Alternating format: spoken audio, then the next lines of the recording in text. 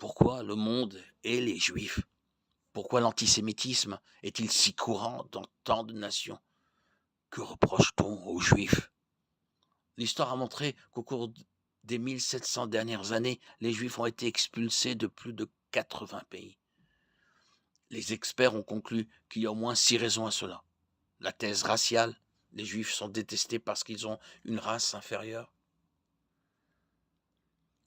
La thèse économique, les Juifs sont détestés parce qu'ils détiennent trop de richesses et de pouvoir.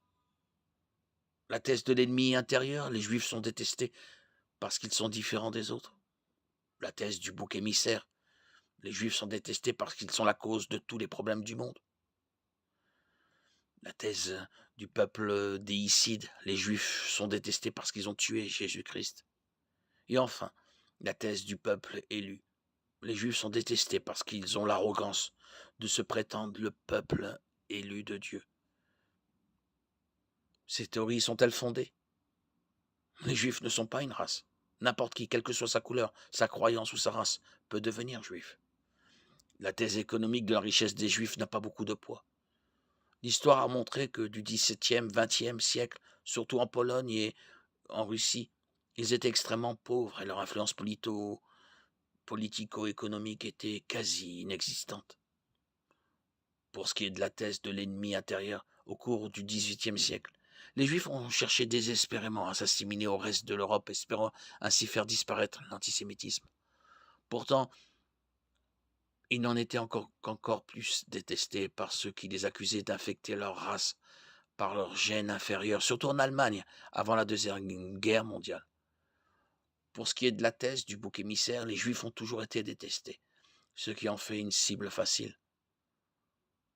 Pour ce qui est de l'idée du peuple déicide, la Bible dit clairement que ce sont les Romains qui ont tué Jésus, même si les Juifs étaient complices.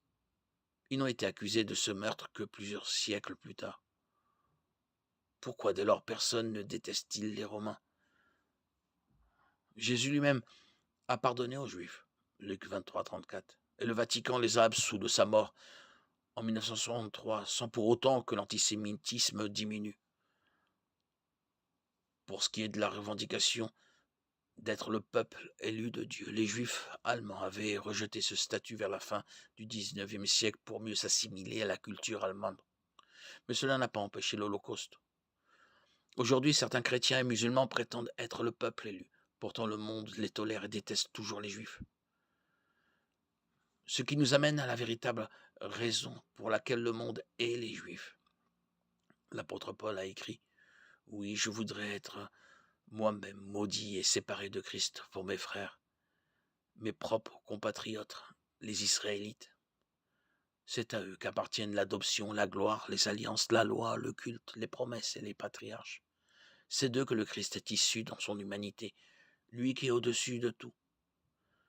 Dieu béni éternellement. » Romains 9, 3, 5. La vérité est que le monde hait les Juifs. Les Juifs sont les premiers-nés de Dieu, son peuple élu. Deutéronome 14, 2. Dieu s'est servi des patriarches, des prophètes et du temple juif pour apporter sa parole, sa loi et sa morale à un monde marqué par le péché. Il a envoyé son Fils, Jésus-Christ, dans un corps juif pour acheter ce monde du péché. Satan, le prince de ce monde. Jean 14, 30. Éphésiens 2, 2.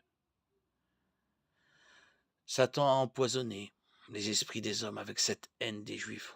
On trouve une description allégorique de la haine de Satan, du dragon envers la nation juive, la femme, en Apocalypse 12. Satan a cherché à exterminer les Juifs par les Babyloniens, les Perses, les Assyriens, les Égyptiens, les Hittites et les nazis. Mais il a échoué à chaque fois.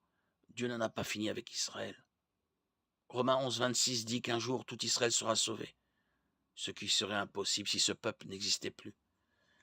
Par conséquent, Dieu préservera les Juifs à l'avenir, de même qu'il a préservé leur reste à travers l'histoire jusqu'à l'accomplissement final de ses plans pour eux, que rien ne peut contrer.